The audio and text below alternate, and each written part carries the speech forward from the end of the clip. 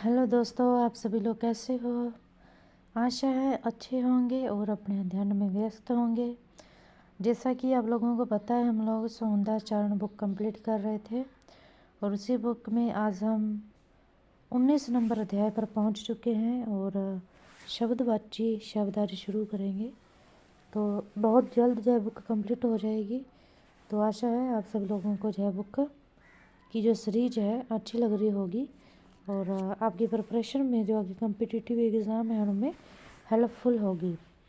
तो इसी आशा के साथ आज का हम संबंधवाची शब्द अध्याय शुरू करते हैं। तो आराम से सकारात्मक सोच के साथ, सकारात्मक विचारों के साथ अपने गोल की तरफ निगाह टिकाए हुए आज इस क्लास में बैठिए और इस क्लास को धैर्य के साथ कंप्लीट कीजिए और सुनते टाइम उसको ज़्यादा रिकॉल करने की कोशिश कीजिए। तो शुरू करते हैं भाई। अन्य भाषाओं की भांति हिंदी में भी कई शब्द ऐसे हैं जिनमें परस्पर घनिष्ठ संबंध होता है। ये शब्द अपने प्रकृति के शब्द के साथ प्रयुक्त होकर भी सार्थक होते हैं। इनमें एक व्यक्ति वस्तु का दूसरे व्यक्ति वस्तु से पारस्पर्शी संबंध निश्चित एवं निर्धारित होता है। ये ध्वनि मूलक शब्द भी कहे जा सकते हैं। पशु पंछियों की बोलियां देखें तो जैसे घोड़ा हिनहिनाता है, घोड़ा हिनहिनाता है। तोता टेटे टेटे करता है, तोता टेटे टेटे करता है। ऊँट ऊँट बलबलाता है, ऊँट बलबलाता है। गाय रंभाती है, गाय रंभाती है। कबूतर गुटरगू करता है, कबूतर गुटरगू करता है। कोयल कुहुकती है, कूकती है। कोयल कुहुकती है या फिर कूकती है। और गधा रेंकता है, गधा रेंकता है। चूहा चूं चूं करता है, चूहा चूं चूं करता है। बंदर किकियाता है, बंदर किकियाता है। बकरी मिमियाती है, में करती है। बकरी मिमियाती है, में करती है। बिल्ली म्याऊं म्याऊं करती है, बिल्ली म्याऊं म्याऊं करती है। भेड़ भें भें करती है, भेड़ भें भें करती है। भौरा गुजारता है, भौरा गुजारता है। मुर्गा कुकड़ कुकड़ू कुकड़ू कुकड़ू करता है, बांग देता है। मेंढक टराता है, मेंढक टराता है। सिंह शेर गरजता है, दहाड़ता है। सिंह शेर गरजता है, दहाड़ता है। सांप फुफकारता है, सांप फुफकारता है। सियार हुआ हुआ करता है, सियार हुआ हुआ करता है। हंस कूंजता है, हंस क्या करता है, कूंजता है। जो हंस है वो कूंजता है। उल्लू गुगु आता है, उल्लू गुगु आता है। कुत्ता भौंकता है, कुत्ता भौंकता है। कौआ काँव काँव करता है, कौआ काँव काँव करता है। चिड़िया चहन चहाती है, चिड़िया चह चहाती है। और झिंगूर झकारता है, झिंगूर झकारता है। पपीहा पीऊ पीऊ करता है, पपीहा पीऊ पीऊ करता है। और बाघ गुर्राता है, बाघ गुर्राता है। भालू खो खो करता है, भालू खो खो करता है। भैंस कू करती है, भैंस चू करती है। रिगड़ती है देशज प्रयोग, ठीक है। और मक्खियाँ बिन बिनाती हैं, मक्खियाँ बिन बिनाती हैं। मोर केंकता है, मोर केंकता है। सांड डकारता है, सांड क्या करता है, डकारता है। सूअर किकियाता है, सूअर किकियाता है। हाथी चीघाड़ता है, हाथी चीघाड़ता है। वस्तुओं से संबंधित सजीव निर्जीव। घड़ी टिक टिक करती है, घड़ी टिक टिक करती है। कपड़ा फड़फड़ाता है, कपड़ा फड़फड़ाता है। चूड़ियाँ खनखनाती हैं, चूड़ियाँ खनखनाती हैं। दरवाज़ा खटखटाया जाता है, दरवाज़ा खटखटाया जाता है, दिल धक धक करता है, दिल धक धक करता है, धड़कता है। पत्ते खड़कते हैं, पत्ते खड़कते हैं, भुजा फड़कती है, भुजा फड़कती है, आँख फड़कती है, आँख फड़कती है। बिजली कड़कती है, बिजली कड़कती है। बादल गरजते हैं, बादल गरजते हैं। शस्त्र जन जनाते हैं, शस्त्र जन जनाते हैं। हवा सनसनाती है, हवा सनसनाती है। सरस सर सर करती है। गीत गुनगुनाया जाता है, गीत गुनगुनाया जाता है। जूता चरमराता है, जूता चरमराता है। दांत कटकटाते हैं, दांत कटकटाते हैं। पंख फड़फड़ाते हैं, पंख फड़फड़ाते हैं। मक्खियाँ भिन बनाती हैं, मक्खियाँ भिन भिनाती हैं।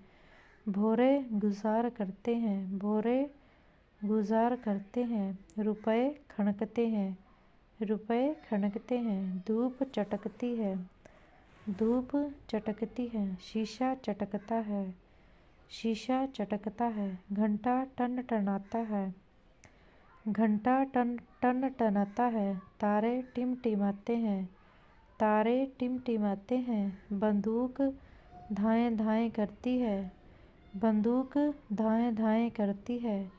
गोली सनसनाती है, गोली सनसनाती है। जीव जंतुओं के बच्चों के नाम। गाय का बच्चा बछड़ा, शेर का बच्चा शावक, मुर्गी का बच्चा चूजा, बकरी का बच्चा मेमना, सांप का बच्चा सपोला, कुतिया का बच्चा पिल्ला। ठीक है। आगे परसर्ग कार के विभक्ति चिन्ह करेंगे। ठीक है, तो शुरू करते हैं। कारक शब्द का अर्थ है करने वाला, परंतु व्याकरण में यह एक पारिभाषिक शब्द है। संज्ञा एवं सर्वनाम जिस रूप से उसका संबंध वाक्य में प्रयुक्त अन्य शब्दों पदों विशेषकर क्रिया के साथ प्रकाशित होता है, उसको कारक कहते हैं। कारक 8 प्रकार के गिनाए जाते हैं।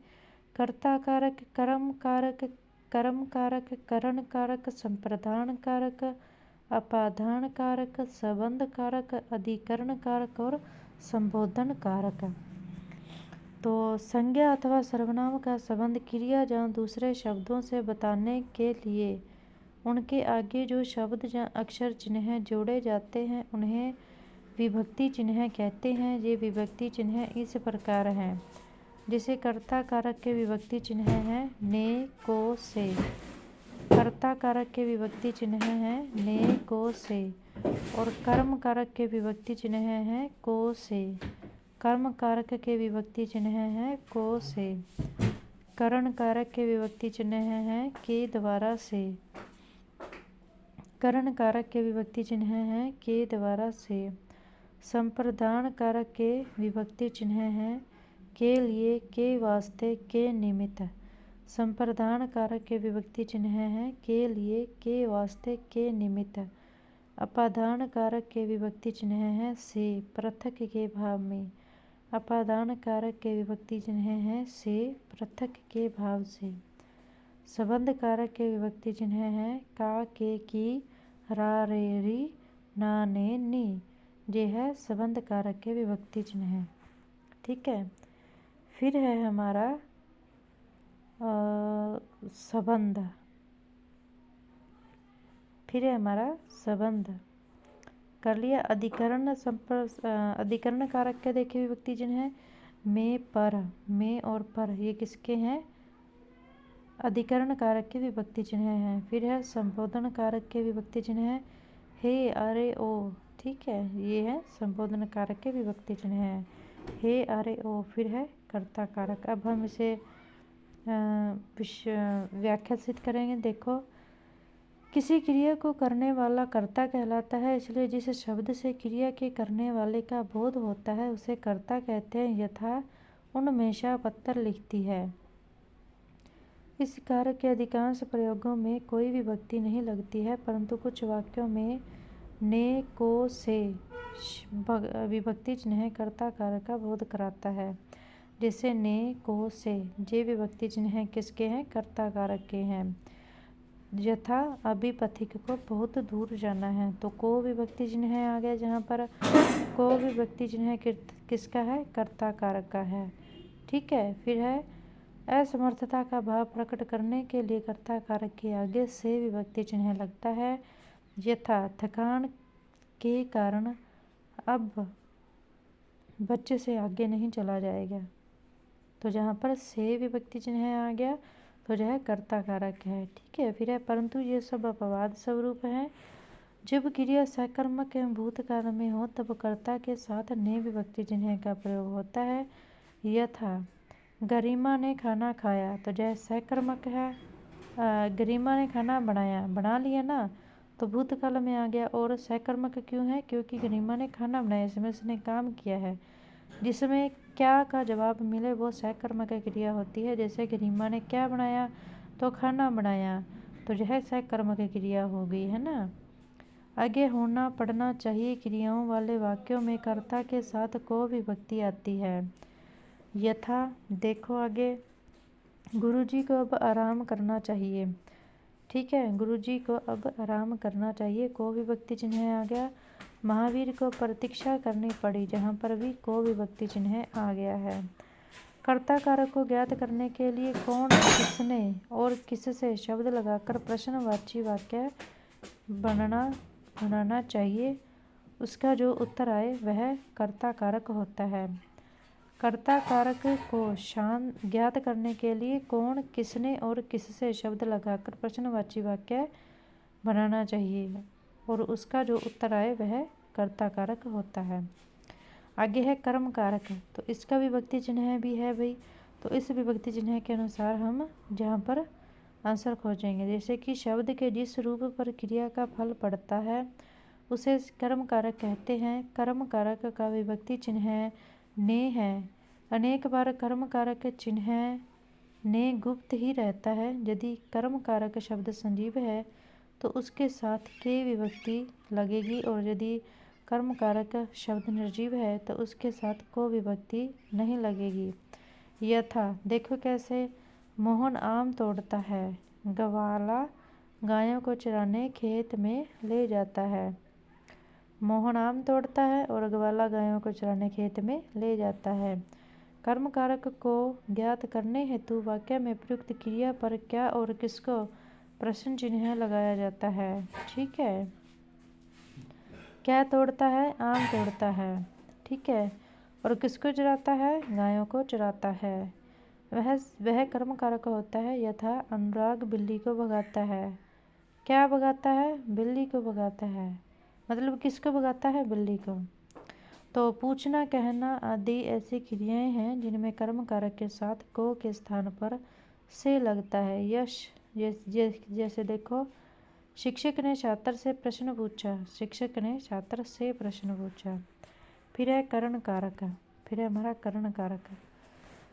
संज्ञा ने सर्वनाम के जिस रूप से क्रिया के साधन का बोध होता है वह करण कारक होता है। यथा शिकारी बंदूक से जानवर मारता है। ठीक है। तो क्रिया का बोध किससे हो रहा है? बंदूक से मार रहा है ना जानवर को। मैं कलम से लिखता हूँ, तो किससे लिखता है? कलम से लिखता है ना। तो जहाँ पर करण कारक आ गया। संज्ञा सर्वनाम के जिस रूप से क्रिया के साधन का बोध होता है वह होता है करण, वहाँ होता है करण कारक। वहाँ क्या होता है? वहाँ होता है करण कारक। कुछ स्थितियों में करण कारक का विभक्ति चिन्ह से लुप्त रहता है। यथा दूधो से नहाओ, पूतों से फलो। लोकोक्ति का उदाहरण, मोहन इस तरह से गुमसुम क्यों रहता है। वाक्य में किससे लगाकर प्रश्नवाचक वाक्य बनाने पर जो उत्तर आता है वह करण कारक होता है। आगे है संप्रदान कारक। हमने पीछे भी पढ़े हुए हैं, तो जहाँ पर इतना ज़्यादा रिपीट नहीं करेंगे, पीछे बहुत अच्छे से पढ़े हुए हैं हम लोगों ने। जिसके लिए काम किया गया है उसका बोध कराने वाले संज्ञा सर्वनाम शब्द संप्रदान कारक होते हैं। यथा देखो, मैं ये पुस्तकें प्रदीप के लिए लाया। तो किसके लिए लाया? प्रदीप के लिए। तू मेरे लिए क्या क्या लाया है ना। वाक्य में किसके लिए और किसके वास्ते लगाकर प्रश्नवाचक वाक्य बनाने पर उसका जो उत्तर आता है वह संप्रदान कारक होता है। तो संप्रदान कारक में जो प्रश्नवाचक चिन्ह लगते हैं वो किसके लिए और किसके वास्ते लगते हैं। आगे है अपादान कारक। संज्ञा अथवा सर्वनाम के जिस रूप से एक दूसरे से अलग या जुदा होने का बोध होता है उसे अपादान कारक कहते हैं। अलग हो जाना, अपादान, आ रहा ना, पहले स्वर आ रहा है, ए का मतलब है अलग होना। यथा किशन कल उदयपुर से आया, ठीक है। राम बैलों से फल तोड़ता है, राम बैलों से फल तोड़ता है। इसके अतिरिक्त आरंभ होने का भाव, उत्पत्ति या निकास का भाव बोध कराने के लिए भी अपादान कारक का से विभक्ति चिन्ह लगाया जाता है। यथा कैसे, तो देखो भाई, नदियाँ पहाड़ों से निकलती हैं। तो नदियाँ कहाँ से निकलती हैं? पहाड़ों से। मुक्त होने के भाव में भी अपादान कारक होता है। यथा कैदी जेल से मुक्त हो गया, तो जेल से अलग हो गया ना, मुक्त हो गया। विशेष करण कारक में अपादान कारक दोनों एक ही से चिन्ह हैं, परंतु करण कारक के विभक्ति चिन्ह से का प्रयोग साधन के अर्थ में होता है, जबकि अपादान कारक के विभक्ति चिन्ह से का प्रयोग अलग होने के अर्थ में होता है। यथा दलपत गाड़ी से आया, किससे आया? गाड़ी से। दलपत खेत से आया। पहले वाक्य में गाड़ी आने का साधन है और इस कारण करण कारक है, और दूसरे वाक्य में खेत से अलग दूर होने का भाव है, अतः अपादान कारक है। वाक्य में कहाँ से शब्द जोड़कर वाक्य को प्रश्नवाचक बनाने पर जो उसका उत्तर आता है वही अपादान कारक होता है। ठीक है, तो कौन सा प्रश्न चिन्ह लगाएंगे हम लोग? कहाँ से? किसमें? करण कारक में। आगे है हमारा मतलब अपादान कारक में। फिर है संबंध कारक। तो जिसके शब्द के जिस रूप से किसी प्राणी अथवा पदार्थ का दूसरे प्राणी अथवा पदार्थ के साथ संबंध प्रकट होता है उसे संबंध कारक कहते हैं। इसके विभक्ति चिन्ह देखें तो का, के, की, रा, रे, री, ना, ने, नी हैं। यथा मंजू गौरव की बहन है, तो संबंध स्थापित हो गया। तुम्हारा क्या नाम है? अपना काम स्वयं करो, ठीक है। इसमें ना आ गया ना, ना मतलब संबंध कारक है। आगे है वाक्य में किसका, किसकी, किसके, किसका, किसकी, किसके इत्यादि में से कोई एक शब्द लगाकर प्रश्नवाचक वाक्य बनाने पर जो उत्तर आता है वह संबंधवाचक होता है। कुछ विद्वान संबंधवाचक संबंध को कारक नहीं मानते हैं। आगे है अधिकरण कारक। तो अधिकरण कारक देखें। अधिकरण का अर्थ होता है आधार। शब्द के जिस रूप से किसी व्यक्ति या पदार्थ के आधार का बोध होता है वह अधिकरण कारक कहलाता है, और इसका विभक्ति चिन्ह है में और पर है। यथा बच्चा तालाब में स्नान कर रहा है, तो यह अधिकरण कारक हो गया। सज्जे पर कबूतर बैठा है, किस पर बैठा है? सज्जे पर, तो आधार क्या होगा? सज्जा। वाक्य में किस पर, है ना, कहाँ पर शब्द लगाकर वाक्य को प्रश्नवाचक बनाने पर उसका जो उत्तर आता है वह अधिकरण कारक कहलाता है। कई बार वाक्यों में अधिकरण कारक होता है पर उसके विभक्ति चिन्ह का लोप होता है। यथा देखो घर घर इसी बात का झगड़ा है, घर घर में इसी बात का झगड़ा है। में विभक्ति चिन्ह का लोप है। इस स्थान पूर्ण शांति है। इस स्थान पर पूर्ण, जहाँ पर विभक्ति चिन्ह का लोप है। आगे है संबोधन कारक। शब्द के जिस रूप से किसी को बतलाने, संचेत करने, संबोधित करने का बोध होता है उसे संबोधन कारक कहा जाता है। इसका कोई विभक्ति चिन्ह नहीं होता, परंतु संबोधन के आगे यह निशान अवश्य लगता है। यथा अरे बेटा तू कहाँ चला गया था, तो जहाँ पर संबोधन कारक है। हे ईश्वर आप ही लाज रखना, जहाँ पर संबोधन कारक है। संबोधन कारक के बहुवचन शब्दों पर अनुस्वार का प्रयोग नहीं होता। यथा भक्तों, देवियों, सज्जनों, महानुभावों, भाइयों, बच्चों आदि। तो आशा है आपको ये वाला चैप्टर समझ में आया होगा। नेक्स्ट है हमारा अध्याय नंबर 21 21, जहाँ पर हम लिंग वचन देखेंगे। नेक्स्ट है हमारा लिंग। तो शब्द कोश में लिंग शब्द का अर्थ दिया हुआ है, चिन्ह पहचान परख। शब्द के जिस रूप से यह पता चले कि वह पुरुष जाति का है अथवा स्त्री जाति का, उसे व्याकरण की भाषा में लिंग कहते हैं। यथा नर पुरुषवाचक शब्द और नारी स्त्रीवाचक शब्द है। तो हिंदी में लिंग दो प्रकार के होते हैं, पुल्लिंग और स्त्रीलिंग। पुल्लिंग ऐसे विकारी शब्द, विकारी जिनमें बदलाव हो जाए, जैसे संज्ञा, सर्वनाम, विशेषण, क्रिया। ठीक है, तो ऐसे विकारी शब्द जिनसे पुरुष जाति का बोध होता है वे पुल्लिंग शब्द कहलाते हैं। यथा घोड़ा, शिक्षक और उसका। स्त्रीलिंग ऐसे विकारी शब्द जिनसे स्त्री जाति का बोध होता है वे स्त्रीलिंग शब्द कहलाते हैं, जैसे घोड़ी, जूती, चलती। शब्द व्यवहार से लिंग की पहचान की जा सकती है।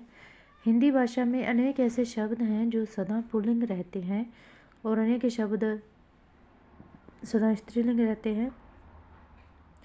पुल्लिंग शब्दों की पहचान के कई आधार हैं, जैसे देश, पर्वत, समुद्र, धातु, महीनों और वार का बोध कराने वाले अधिकांश शब्द पुल्लिंग होते हैं।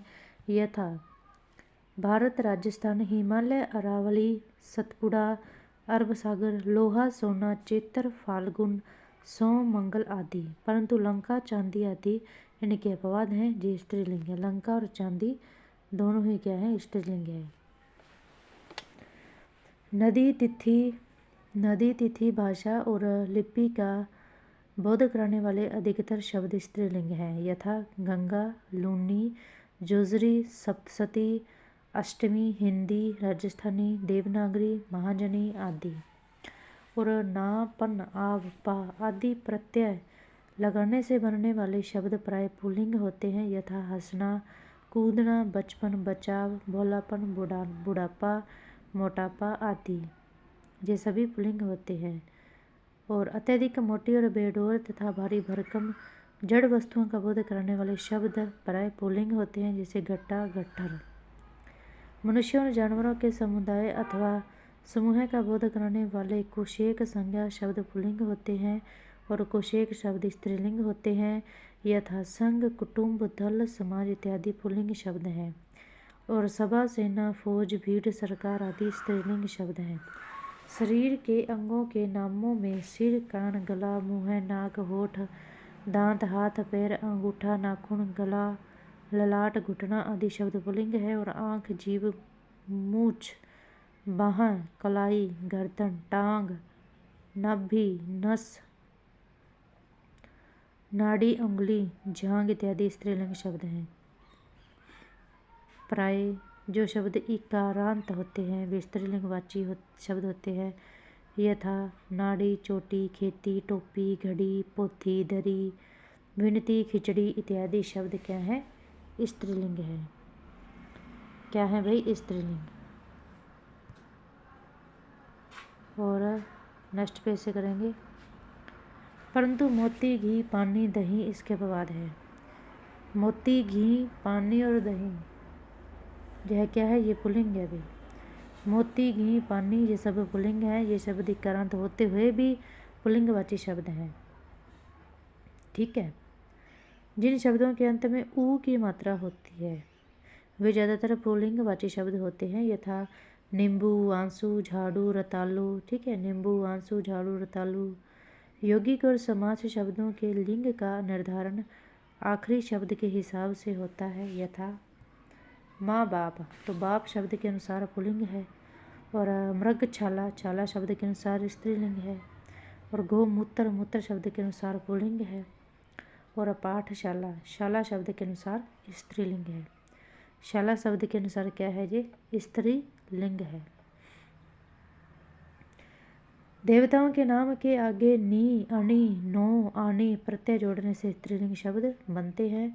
यथा ब्रह्मा, ब्रह्मानी, इंद्र, इंद्राणी, रुद्र, रुद्राणी। वृक्ष एवं अनाजों के नाम प्राय पुल्लिंग होते हैं। यथा नीम वृक्ष, नीम, बबूल, आम, अशोक।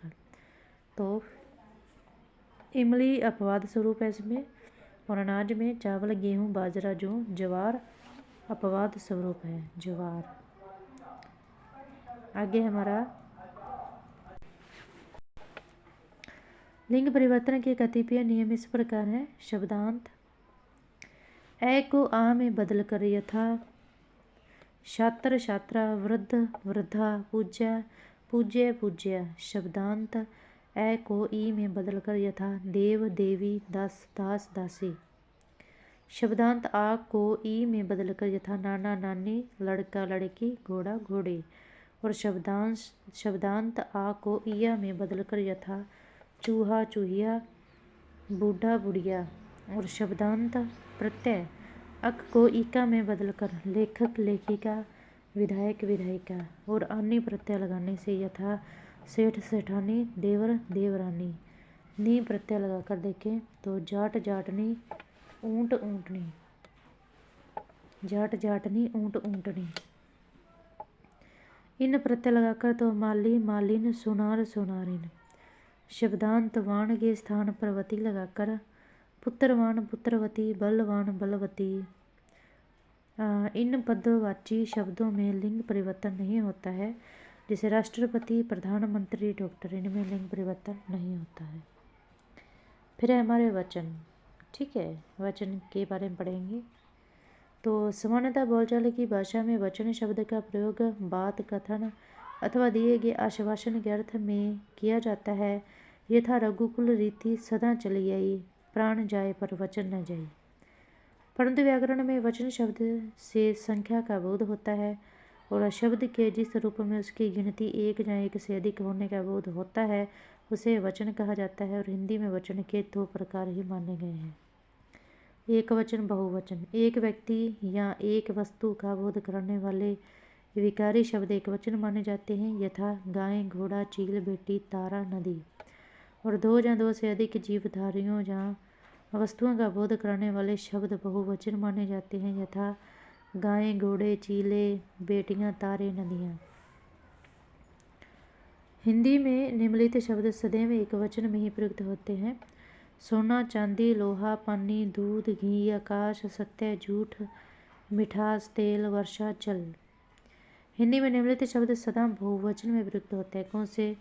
दर्शन मिल जाए, भाग्य मिल जाए, बाल, लोग और हस्ताक्षर, समाचार, है ना। एक वचन शब्दों को बहुवचन में बदलने के कुछ एक नियम इस प्रकार हैं। शब्दांत आ को ए में बदलने से यथा कमरा कमरे, गोला गोले, बड़ा बड़े, समोसा समोसे। शब्दांश ए को ए में बदलने पर जैसे बेत बेते, गायें गाये गायें, नहर नहर नहरें, दाल दालें, राह राहें, दीवार दीवारें। शब्दांश ए के साथ ए जोड़ने से यथा लता लताएं, कथा कथाएं, सरिता सरिताएं और कला कलाएं। और ई कारांत शब्दों के अंत में इया लगाने से जैसे लड़की लड़कियां, नदी नदियां, नारी नारियां, बेटी बेटियां, रोटी रोटियां, घोड़ी घोड़ियां। स्त्रीलिंग शब्द के अंत में आए यहाँ को यहाँ में बदलने से जैसे चिड़िया चिड़ियाँ, डिब्बिया डिब्बियाँ।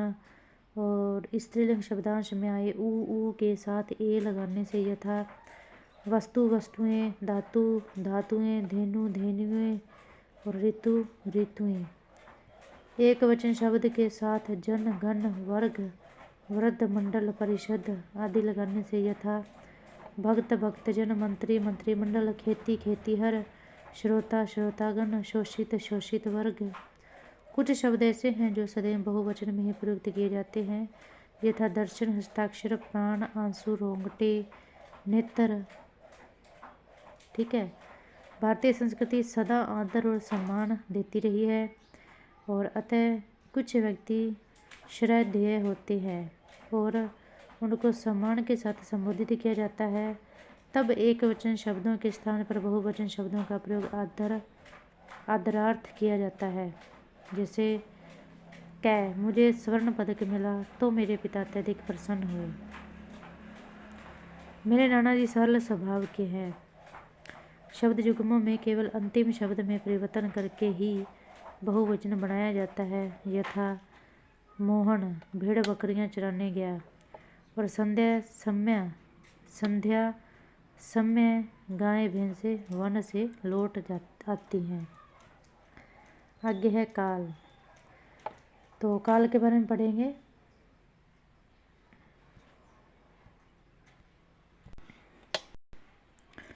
काल, क्रिया के जिस रूप से उसके होने के समय का बोध होता है उसे व्याकरण में काल नाम दिया गया है।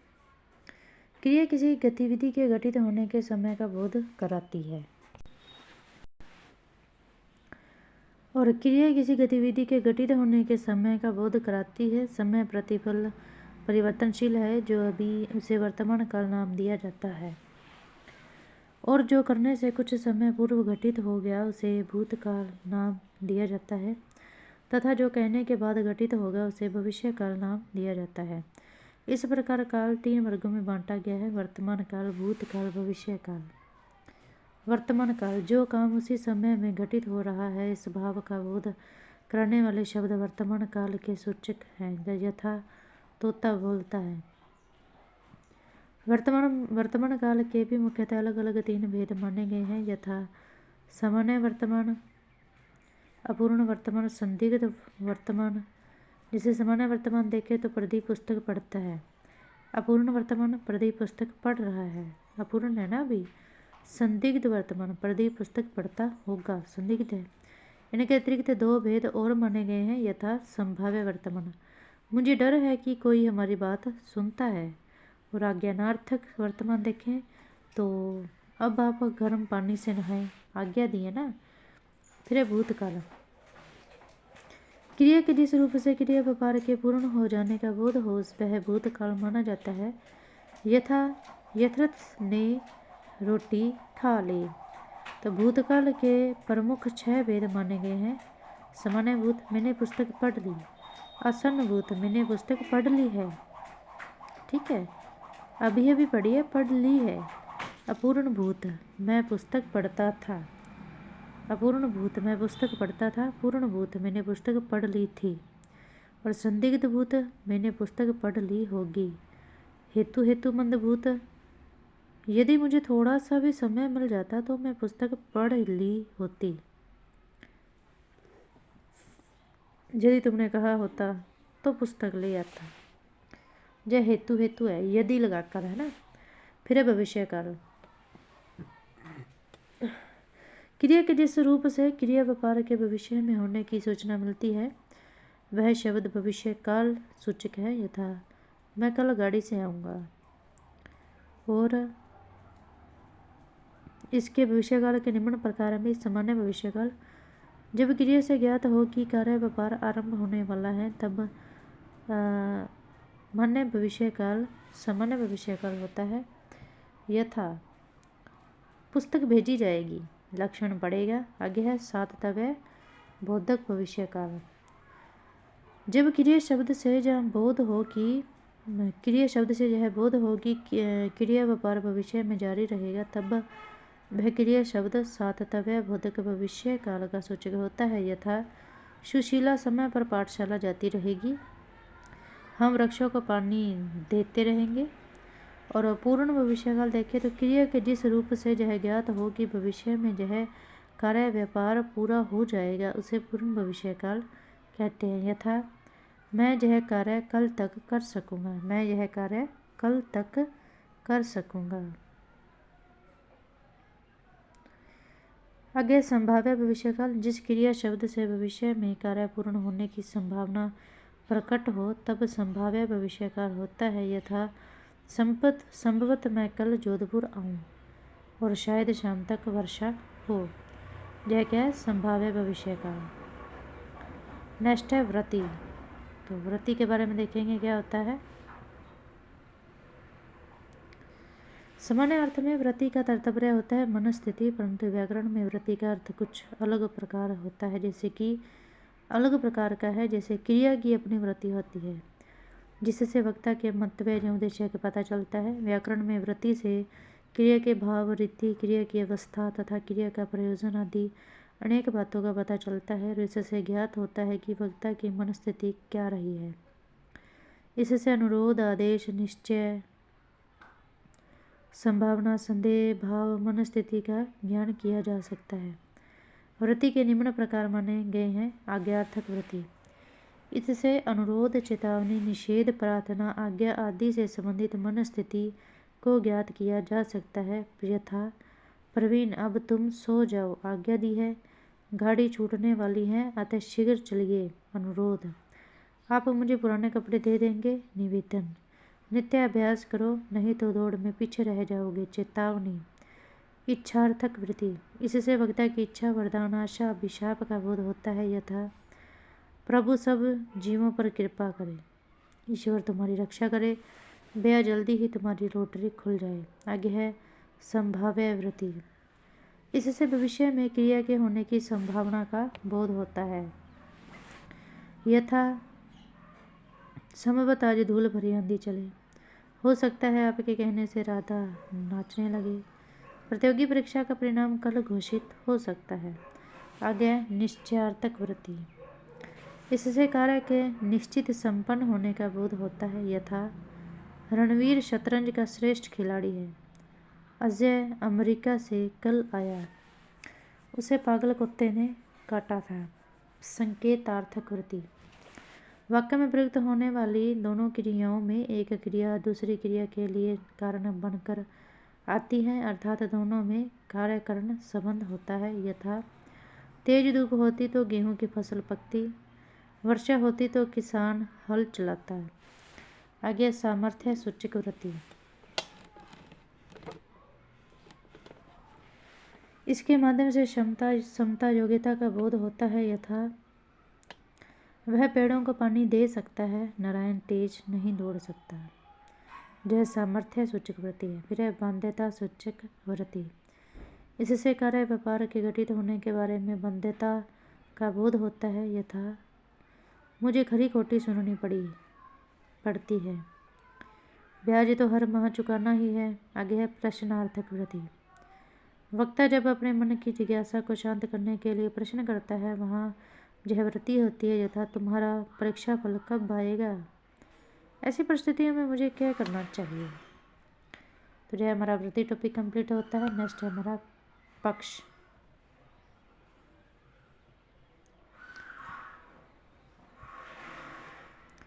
पक्ष, क्रिया की प्रक्रिया विभिन्न सोपानों चरणों में संपन्न होती है। पक्ष से तात्पर्य है क्रिया के होने की प्रक्रियागत अवस्था का बोध करना, और पक्ष के निम्नलिखित प्रकार है। आरंभ घोतक पक्ष,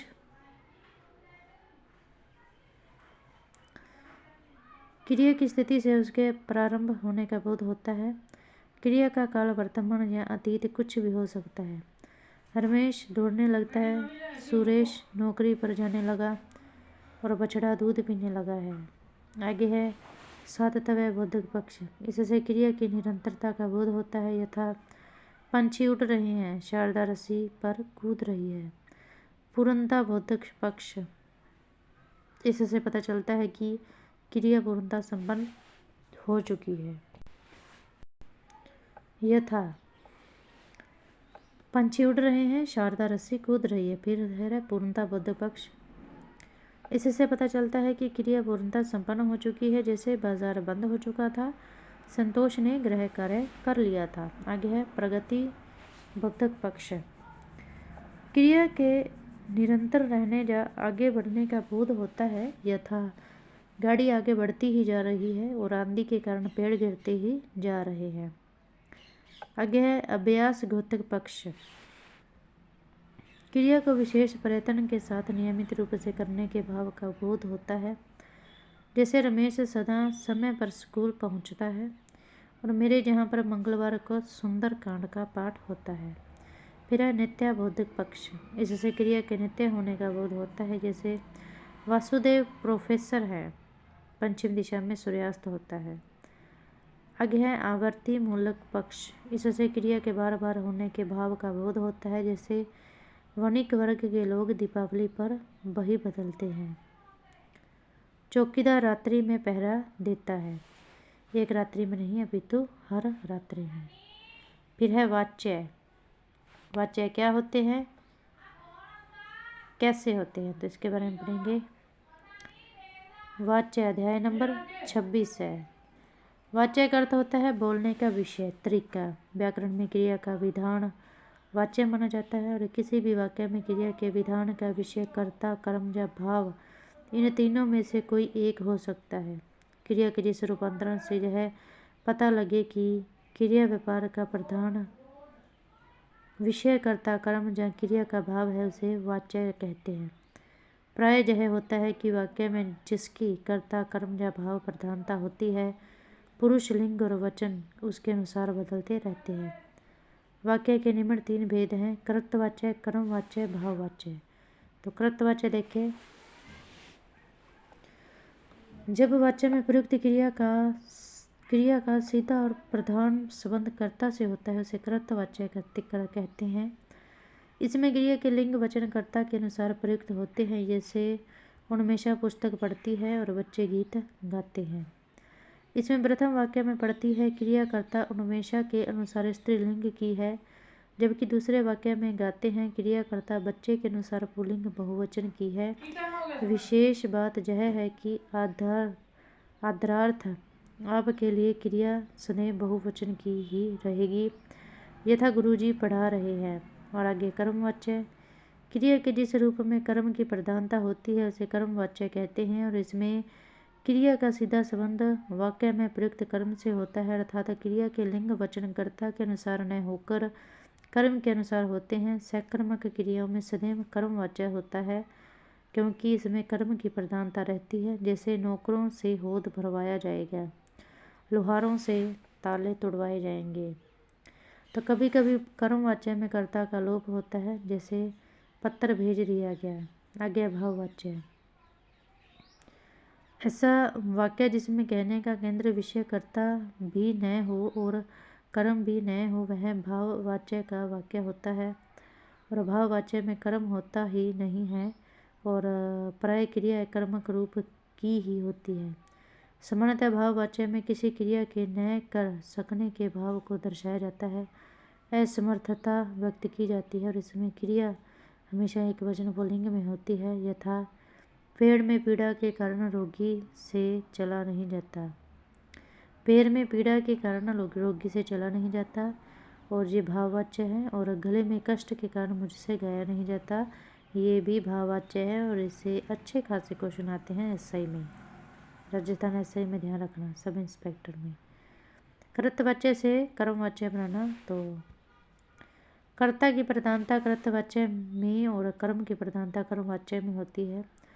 जब हम किसी वाक्य में कर्ता को गुण बताकर तथा कर्म को प्रधानता देकर किसी वाक्य की रचना करेंगे तो वह कर्मवाच्य प्रधान वाक्य होगा। यथा मैं पुस्तक पढ़ता हूँ, कर्तवाच्य। पुस्तक मेरे द्वारा पढ़ी जाती है, कर्मवाच्य। कर्तवाच्य से भाववाच्य बनाना, तो भाववाच्य में क्रिया न तो कर्ता के अनुसार प्रयुक्त होती है और न ही कर्म के अनुसार, बल्कि वह असमर्थता के भाव के अनुसार प्रयुक्त होती है। और भाववाच्य में क्रिया का सदा भावी प्रयोग ही होता है, और वह भी एक वचन पुल्लिंग में है, यथा बूढ़ी हरिणी से अब दौड़ा नहीं जाता और दंतविहीन से खाना नहीं खाया जाता। कर्मवाच्य भाववाच्य से पूर्ण कर्तवाच्य बनाते समय क्रिया का प्रयोग कर्ता के अनुसार किया जाता है। जैसे सुहावनी द्वारा पुस्तक पढ़ी गई, कर्मवाच्य। सुहावनी ने पुस्तक पढ़ी, कर्तवाच्य। मनोहर ने खाया नहीं जाता, भाववाच्य। मनोहर खा नहीं सकता, कर्तवाच्य, है ना, क्योंकि वह खा नहीं सकता, तो क्या हो गया, कर्तवाच्य। नेक्स्ट है हमारा प्रतीक, है ना। हिंदी भाषा में कुछ ऐसे शब्द भी प्रचलित हैं जो किसी वस्तु गुण, प्रवृत्ति, स्वभाव, गुण, बुराई आदि के प्रतीक हैं।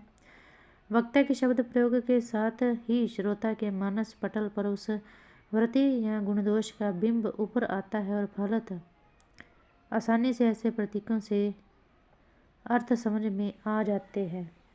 कौन सा शब्द किसके प्रतीक स्वरूप प्रयुक्त हुआ है, इसकी सूची इस प्रकार है। जैसे पशु, कुत्ता स्वामी भक्ति के प्रतीक है। ऊँट बेडौलपन का, गधा मूर्खता का, घोड़ा गति का, बैल काम और मूर्खता का, गिद्धड़ कायरता का, बंदर अनुकरण का, भैंसा तामसी प्रवृत्ति का, लोमड़ी मक्कारी का, शेर साहस का, सुअर मूर्ख घृणित वृत्ति का, हाथी विशालता का, कौआ चालबाज का, गरुड़ तीव्र गति का, उल्लू अज्ञात का, तोता रटंत का, हंस विवेक का, करण दान का, गांधी अहिंसा का, जयचंद देशद्रोह का, विभीषण घर का भीति, और रावण घमंड, सावित्री पतिव्रता का, हरिश्चंद्र सत्यवादी का,